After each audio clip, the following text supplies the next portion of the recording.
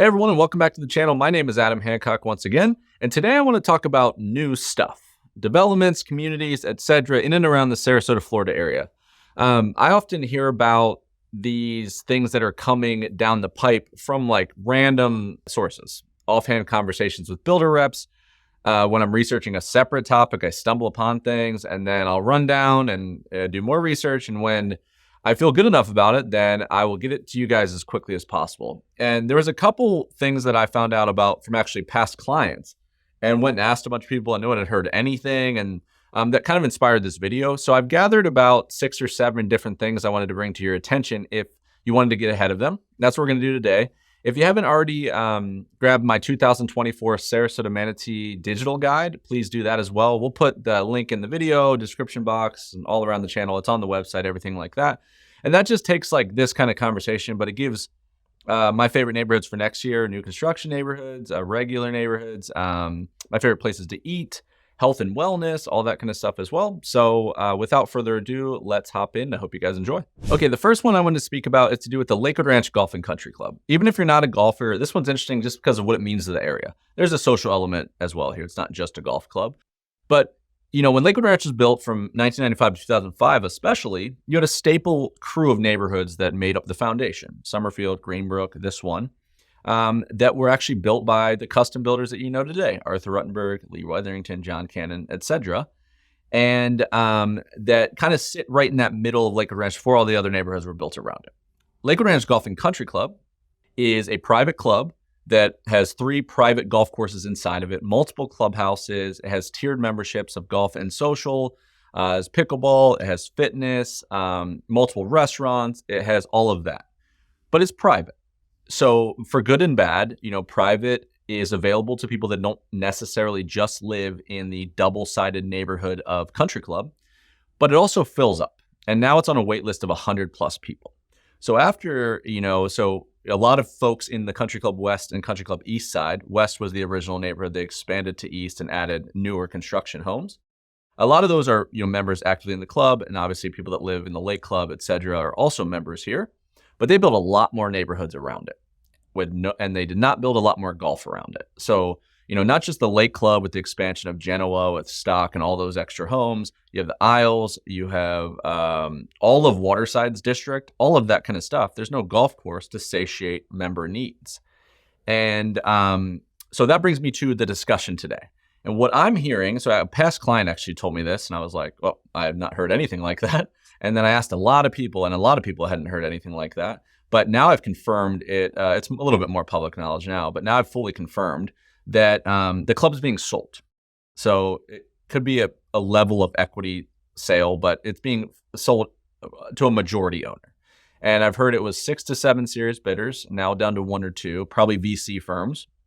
But what they want to do with it is even more interesting, because oftentimes when private clubs sell, it's not a good thing. You've seen those neighborhoods where your backyard now is a deserted golf course because they wanted to develop on it. That's not going to be what happens here. I'm hearing that, again, reminder, there's 3 private courses, and then there's a public course called Legacy outside of it.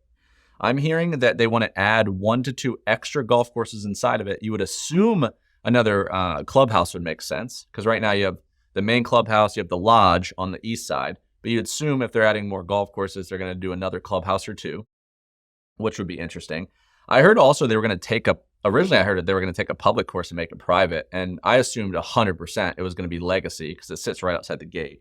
A lot of people think Legacy is going to stay public, but I think there's going to be 2 to 3 extra golf courses inside of here. And what it possibly is going to do is it's going to allow for 900 to 1,000 extra members to join, which would be incredibly interesting. Because if they're on a wait list of 100 plus now, and all the people that didn't want to wait, this could fulfill Wild Blue and Lake House Cove and Shoreview and the Alcove and, you know, all of that kind of stuff. A lot of the people in the Lake Club that haven't been able to get in, it could be really, really helpful for all those people that don't want to, you know, join the Ritz or just golf public or go down to Laurel or something like that.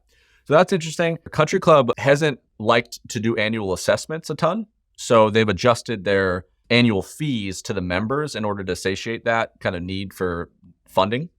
Well, the fees are officially going up to $65,000 for the golf memberships, which is up from $45,000, I think. And I think all this additional development, now it will be spread amongst more members. You could see a road to that 65 turning into 100K too for the newer members. So it's something to keep in mind. But I think keeping a bead on the Lakewood Ranch Golf and Country Club would be well worth your while if you are looking to move to Lower Lakewood Ranch, Florida. Okay, number 2 on my list is more of a neighborhood discussion, and it has to do with the builder Sam Rodgers. If you're not familiar with Sam Rodgers, they're interesting because they're kind of like a breath of fresh air in the custom construction space. They build custom new homes, but they're very boutique. So in a world where you have like large franchises or, mass builders, like even like a Taylor Morrison or Toll Brothers or something like that, these guys take a very intimate approach to it. Like the owner walks the very, very family company. Like the granddaughter works at the sales center. The owner walks, from what I heard, walks every single site that he builds on, and they build a lot fewer homes. The sales rep from Esplanade Azario, a lot of people liked, Danielle Pardue. She is the sales director at their newest community right now. But they have 2 interesting things coming to the forefront. And if a good base for them, if you're not familiar with them at all, is they are currently building at a community called Gran Place, Gran with no D, in Wellen Park. So that's something to check out. But the first thing, and the most information available, is a community they're putting in one of my favorite locations in town, and it's called Arbor Lake Preserve. I think they even have like a coming soon website. But they're putting this behind the Founders Club off of Fruitville. So it's going to be basically like Debrecen, Fruitville, and a road called Bolin, I think it's pronounced. It's Boleyn Road. And that location is incredibly underrated.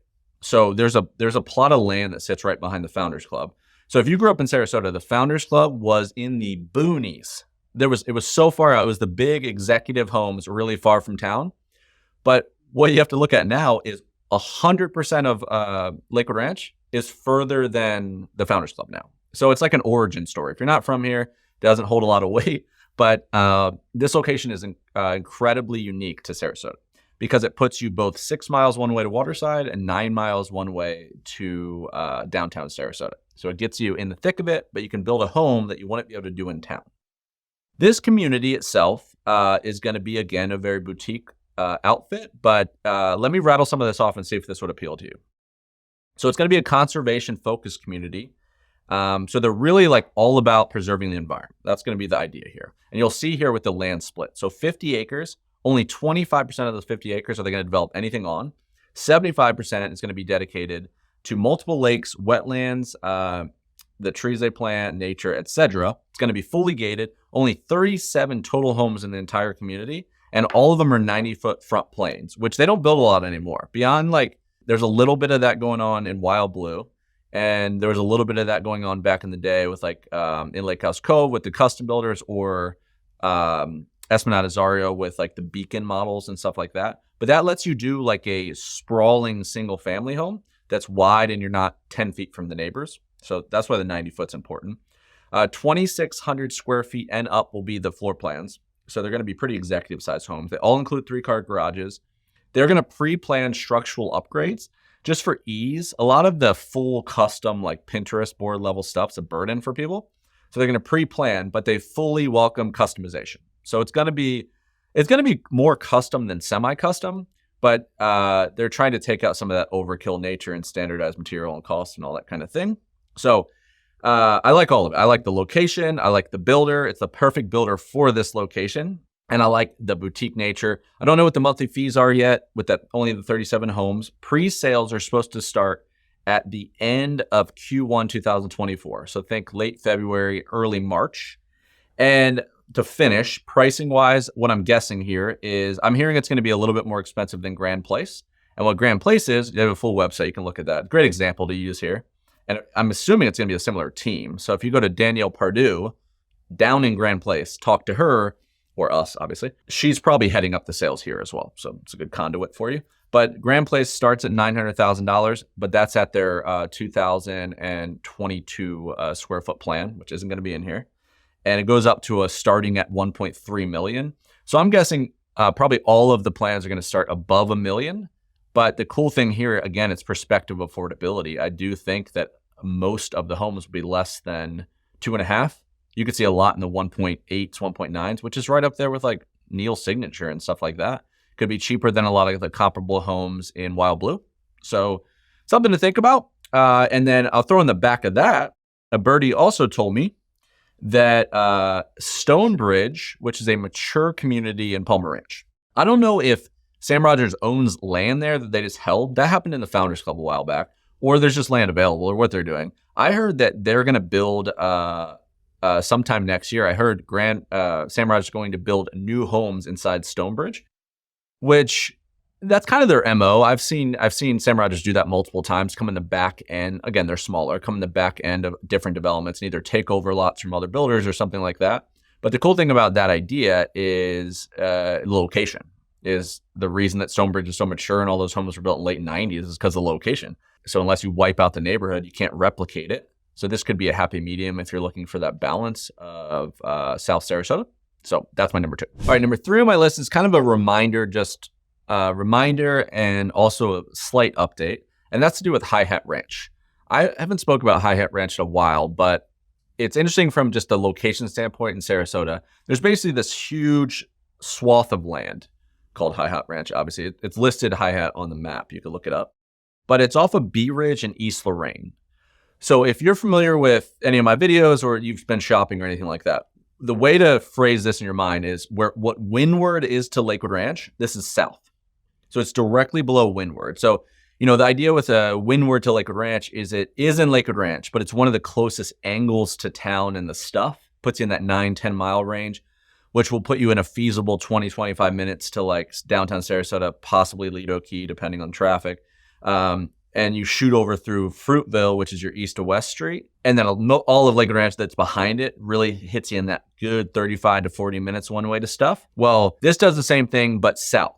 So where Windward angles to downtown Sarasota and Lido, Hi Hat Ranch is directly parallel to Siesta Key. So it's basically like east of the Sky Ranch conversation, but it has a ton of land. So, what you look at is Lakewood Ranch up here and Wellen Park down here. And everybody's always trying to figure out that middle where Artistry and Sky Ranch and Grand Park are, but it's like one-off communities. The idea is if they ever put, like a water side in the middle, think about like that central nature. It gives you like kind of everything that you want. If that was already existing, how much would that compete with Lakewood? That's what this could be in like 2050. It's that far out. It just depends on like all those old school, like the lands, like zone, like Hamlet. And not everybody wants that kind of development, but it looks like it's happening more and more. So Pulte, the parent company Pulte, and Lennar both have active permits since 2020 or applications since 2022 to build neighborhoods in this area. But it's going to be much, much more than that. And if you think about Lennar and Pulte going in someplace, obviously Neil's going to go in there. You're going to have all the same guys. You're going to have Madame and all that kind of thing. So anyway, I just wanted to remind you of that context. And the more that development starts to go south and northeast of town, then that conversation of where like Sky Ranch is based becomes really interesting because that community is expanding. These are all going to connect. What Artistry is, all that kind of thing, that being central to town is never going to hurt. And things are going to go further and further east, which I'll talk about more in this video here in a minute. But just wanted to remind you about the upcoming opportunity of possibly a Lennar neighborhood and a Pulte neighborhood coming to East Sarasota. Okay, the 4th one on my list, we're going to head to Parrish, Florida, and we're going to talk about a master plan community called Bayview. And you might be thinking to yourself, why does Bayview sound so familiar? Well, a lot of people were familiar with Bayview for the simple fact of one single neighborhood, and it was Del Webb at Bayview, which is the 55 and up brand of Pulte homes. Because what happened is everybody went to Lakewood Ranch and looked at Del Webb Lakewood. Really liked it. It's it's surprisingly affordable, unbelievable amenities. It's a really good fit for the area. But if you went to Parrish to do the same thing, because both these communities at one point were actively building at the same time, then you would save hundreds of thousands of dollars per floor plan because people view Parrish as Lakewood Ranch Jr. It's not near as master plan. It's a little further from everything. And it's a juxtaposition that if I had clients that leaned into the negative for the minds of the people and they saved a lot of money because that extra 15 minutes didn't matter to them because they're not a beach person. They don't care. They'd rather be a little bit more in the country, etc. Well, Del Webb at Bayview is only one community, and it's part of multiple other things happening that I don't know if a lot of people are aware of. So In one facet, so there's a community called the Isles at Bayview. 180 acres of land. It's 396 single-family homes, but it's mixed builders, and it's an affordable play. So listen to these builders. Centex, which is the most affordable brand of Pulte. Miranda Homes, similar. Inland Homes, I'm not familiar with, but affordable in this perspective. And then David Weekley jumps in here, and they're like the premium offering, but the premium offering's in the mid-500s, right? So you have single-family homes from the high 2s to the mid-5s, and it fits Parrish well because that's what Parrish does. It satiates that need of affordability and gives you an alternative to Lakewood. Well, the thing about the Isles at Bayview is it looks like Coulter Land is the developer, is the master developer. But Coulter doesn't have a neighborhood in here. And Coulter builds Artistry, just for reference. They build Crestwind, which is 55 and up in Lakewood. And they're really known for Coulter Urban, which builds a lot of luxury condominiums. They built the Beso. They built a lot of the Ritz-Carlton residences, the One building in St. Petersburg, etc. Well, what I think could very possibly happen because of all those connections is I think this is where we could see the next 55 and up Coulter. I couldn't find anything necessarily on it, but it has all the trappings for it. You know, especially since they're the master. I would be astonished if they master plan this development, they don't build inside of it. And all you have right now that 55 and up Coulter is Crestwind. And I could totally see them doing another 55 and up brand out there instead of doing like an Artistry kind of neighborhood. So just food for thought there. Coulter is the thing. This is interesting versus Del Webb because of the luxury component. You know, they build a really elegant single family home if you're not doing full custom. You know, they did 4-car garages. They had very deep insets from the curbs. It kind of felt like, you know, like what a Toll Brothers does in some capacities, or even a Homes by Town stylistically, one of the highest end if you're not doing full custom. So if you're interested in that at a Parrish kind of price point, then the Isles at Bayview and Bayview in general could be something to keep also on your radar. Okay, number 5 on my list is back in the golf category, and it's probably a club a lot of people have not heard of, and that's called Myakka Pines. And the reason for that is it's all the way down in Englewood, Florida. So we're below Venice, we're below Northport, and we have an old school semi-private club, 27 holes, and a lot of people haven't played it simply because of how far it's out to town, and also just access. But the last couple of years at the same time, this Wellen Park sexy master plan development pops on the radar. The West Villages combined with this new Playmore district, 9 to 11 plus different neighborhoods. It's just at its infancy. You have Neal and Mattamy and Toll Brothers, new downtown built. And what it's doing is it's not just in the middle of Venice, it's south. And it's going further and further south.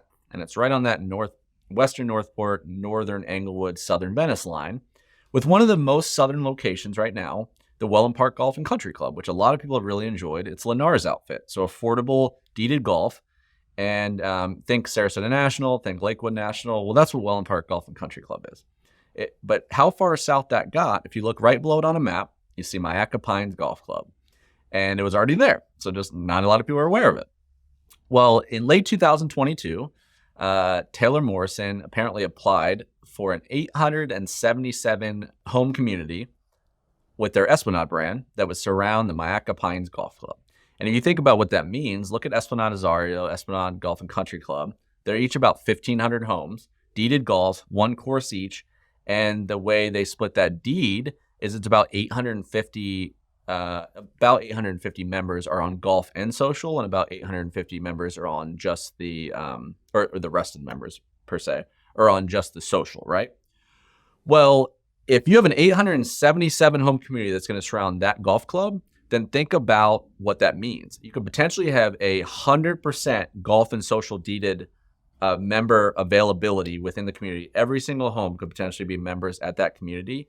And what you'd have down there now is you'd have Boca Royale with Neal Golf, you'd have Wellen Park Golf and Country Club, and you'd have Taylor Morrison's Esplanade brand with all those amenities, the spas, the pools, all that kind of stuff that would surround a club that would give Wellen Park a unbelievable offering in addition to Sarasota National in a world right now that you have Boca Royale, which is a much older club, with Neal, and then you have Lennar. So you can't, with Taylor Morrison, you can build the Palazzo, depending on how big maybe the Beacon, you can build the Lazio. You can build these floor plans that people loved at the price point, and you're going to have Englewood affordability. So it's incredibly interesting if you've been looking in that area at all. And not everyone just wants to build a Lennar home because they want to golf. So something to keep on your radar. Taylor Morrison, Myakka Pines. I will keep you updated, and that's number 5. Okay, number 6 on the list is going to be a quicker one, but I wanted to put it on your radar for pre-planning purposes, and that's the Myakka Golf Club. So think really, really high-end, nation-leading level of club, course, the whole deal. This is going to be a real luxurious offering, but not a neighborhood outfit, just a private club to join. So this is Myakka with an M-I, not M-Y, but it is out in Myakka, east of Sarasota. Paul Azinger designed. You're going to have an 18-hole championship golf course. You're going to have a 12-hole short course. And they're really embracing that Myakka city feel. So it's going to be cool. It's going to be like, even like their logo, you can check it out. They have a website, but even their logo, the whole thing, it's rustic. They're going to have, you know, kind of that rustic feel, their lodge feel of a clubhouse. They're going to have luxury cabins available to the members. And this is going to be invite only. So January 2025 scheduled opening. Invite only. It's about 30 miles one way from Siesta Key. And you're probably going to have initiation fees here in the 300,000s to join, but it's going to be hyper exclusive. If you're looking for that kind of thing, even if you're just snowbirding or something like that, then Myakka Golf Club could be interesting. Okay, number 7 on the list is the Soleta Golf Club. And this one I'm going to go into more in depth because it has a very interesting community feel. It's not just golf club, it's the whole community and a unique perspective. So Soleta Golf Club is out in that same area. So this is out, you got to embrace the Myakka city thing. And it's east of town. It's getting a little bit out of the minutia, not that far from Myakka Golf Club I just mentioned.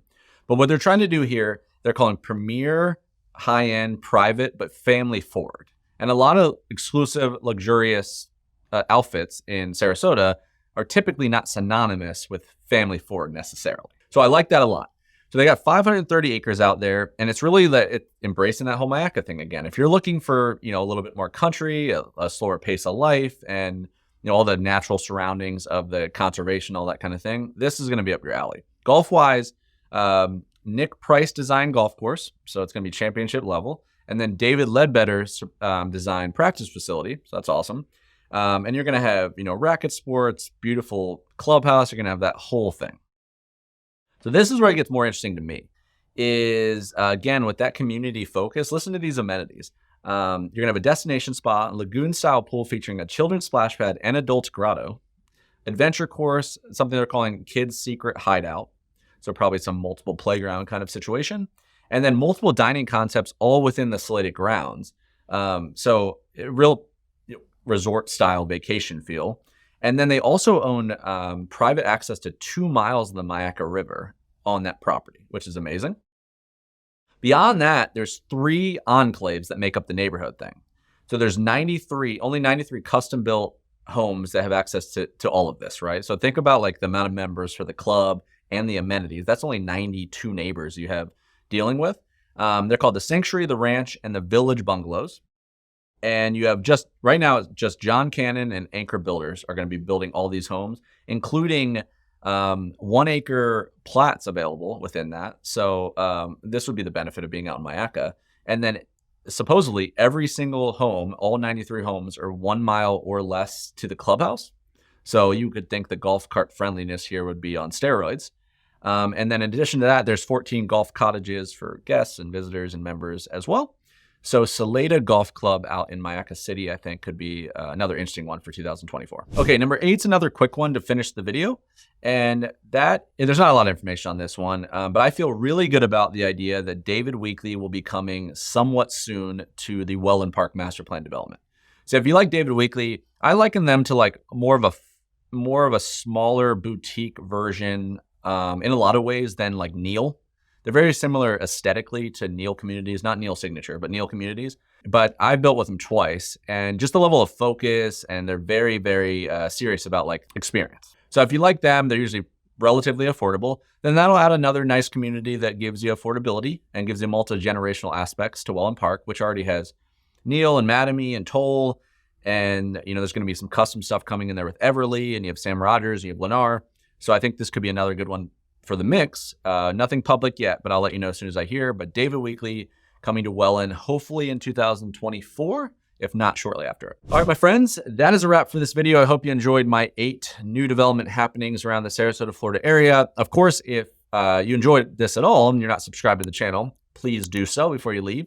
You know, if any of these you want to know more information about, you want to try to patch on with us so that you can stay plugged in. This stuff rapidly evolves, and I know the videos can appear somewhat random. I just kind of riff when I hear stuff. But there's a lot of ways we can put you in a pretty organized way where the minute we hear, you hear. And we hear a lot of stuff off book. So just reach out, let us know. Mention the video, mention individual categories. You know, we have people that specialize in golf. We have people that specialize in coastal Venice, Lakewood Ranch, Parrish, all of it. The age range, a mom, a retiree, an empty nester. So we really try to pair you with someone that is 3 years ahead of what you're trying to do now. So please consider reaching out for that. And the Sarasota Digital Guide, if you haven't grabbed that, do that as well. The website has a lot of blogs and other resources as well. So check all that out if you feel so inclined to. Most importantly, thank you guys so much for watching today's video. We'll see you on the next one.